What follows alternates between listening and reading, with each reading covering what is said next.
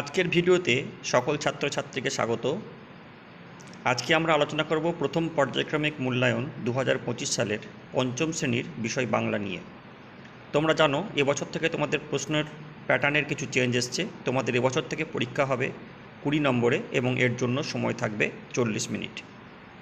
তাহলে তোমাদের প্রথম পর্যায়ক্রমিক মূল্যায়নে যে সমস্ত প্রশ্নগুলো এবছরের জন্য খুব ইম্পর্টেন্ট সেই প্রশ্নগুলো আমরা আলোচনা করব।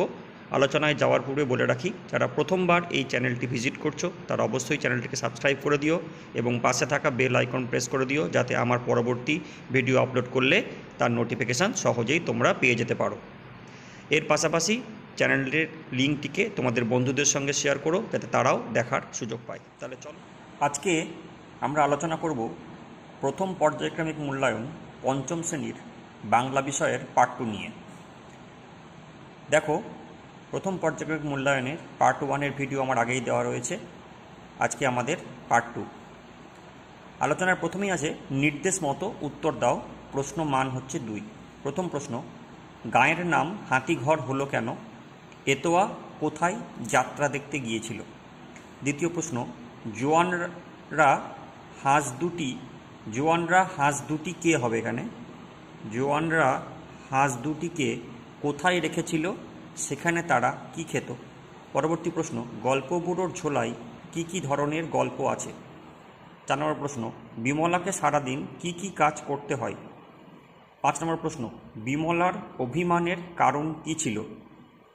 6 নম্বর প্রশ্ন, থানায় হাবু কখন এবং কেন গিয়েছিল?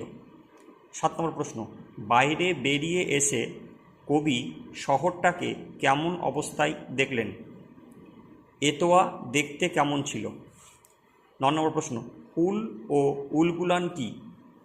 ভজনভুক্তাকে সে কি করে? 11 নম্বর প্রশ্ন, এতোয়ার রোজকার কাজকর্মের বিবরণ দাও। 12 নম্বর প্রশ্ন, দারোগা বাবুর পরামর্শ হাবুর পছন্দ হলো না কেন? 13 নম্বর প্রশ্ন, বুনো হাঁস গল্পটি কোথা থেকে নেওয়া হয়েছে? দেশে ফিরে বুনো হাঁসেরা কি কি করবে? 14 নম্বর প্রশ্ন, গল্প বুড়ো কাদের গল্প শোনাবে না, অথবা গল্প বুড়ো কাদের শত্রু বলেছে ও কেন? 15 নম্বর প্রশ্ন, গল্প বুড়ো কখন গল্প শোনাতে আসে? গল্প বুড়োর মুখ ব্যথা কেন? শেষ প্রশ্ন, ছুটির শেষের দিকে এসে পৌঁছালে রবির মনের ভাব কেমন হতো? নির্দেশ অনুযায়ী উত্তর দাও। প্রশ্নমান হচ্ছে 1। সৎ যুক্ত ইচ্ছা সমান কী হবে লিখতে হবে? বিপদ যুক্ত জনক, মৃৎ যুক্ত ময়, বৃষ যুক্ত তি। সন্ধি বিচ্ছেদ করো। প্রশ্নমান হচ্ছে 1। কাঁচকলা, সংস্কৃত, ষড়যন্ত্র, সঙ্গীত, পরীক্ষা, উচ্ছল, বিচ্ছেদ, আর একটা শেষেরটা হচ্ছে সজ্জন। সঠিক উত্তরটি বেছে নিয়ে লেখো। প্রশ্নমান 1। বেলোয়ারি চুড়ি শব্দবন্ধটির মধ্যে বিশেষ্য হল বেলোয়ারি /চুড়ি বেলোয়ারি চুড়ি। 2 নম্বর প্রশ্ন, 7টা বেড়াল পোষেন ছোট বড়। বাক্যটির মধ্যে ক্রিয়া হল 7টি বেড়াল পোষেন ছোট বড়। 3 নম্বর প্রশ্ন, কাঁদিলে দুরন্ত খোকা রাখা তারে ভার। দুরন্ত শব্দটি বিশেষ্য বিশেষণ সর্বনাম। শব্দার্থ লেখো। প্রশ্নমান 1।